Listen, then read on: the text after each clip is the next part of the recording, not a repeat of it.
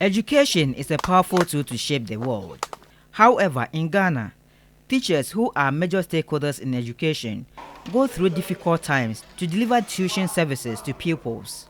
Teachers posted to schools in hinterland communities mostly become stranded and eventually retreat because there are no accommodation facilities for them. That is the situation Abdullahi Seydou is confronted with. Seydou, a resident of Tamale, was posted to Gadokope, a semi-island community 3 years ago after the Ghana Education Service realized that his service is needed by the community for the revival of the public basic school there. When I came here, I have to revamp the school. Because the school started maybe in the 90s, and sometime ago it get closed down. So they posted me here as the first teacher again to start the school. So initially when I came here, the school was very bushy. You can see that so many trees here.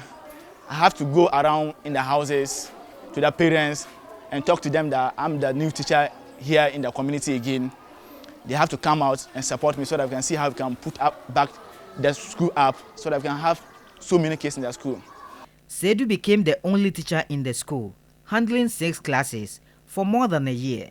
He was drenched in energy to professionally execute his passion, but the non-availability of accommodation for him nearly caused him to abandon post. After days of sleeping in a church, a resident sacrificed his room for Seydou to be accommodated. At Gadokope, houses are built according to family sizes, so there are no surpluses to meet the accommodation needs of other people outside of the family circle. The accommodation Seydou now inhabits has developed defects in the walls, while the thatch roofing has perforations.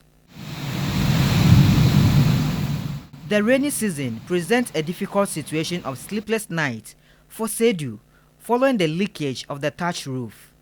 This zone is a raining community. All the time, 2 to 3 days, you experience rain here. It means that all the time I have to stand like this.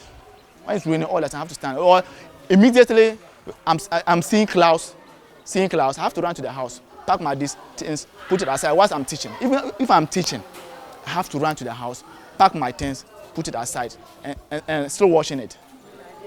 Just to make sure that my certificates are safe, just to make sure that maybe my clothes are safe, so that I can get another better dress and come to school the next day. If not, everything will be messed up. Scorpions are also frequent in his abode. A second teacher posted to Gadokope to complement teaching efforts last year was forced to retreat because there was no accommodation facility for him after lurking around for a week. They have to provide accommodation for a teacher when they posted him to the community. He was here in the community for the first time, and the accommodation was not ready.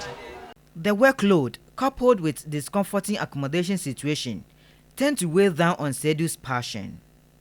Back in class, teaching and learning are done under harsh conditions. Furniture are non-existent in multi-grade held classrooms, limiting performance of academic work on the floor. Broken pieces of furniture, supported by cement blocks, serve classes 3 and 4 pupils in first-come, first-served fashion. Seydou's new colleague, Rhoda, from the Central Region, accepted to teach at Gadokope after her husband was transferred there for evangelism. Letter O sound. Letter O sound.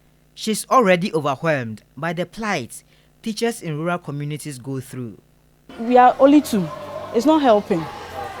At times you will be very sick and you have to come because you are very tired. Sometimes I just sit on the floor with them.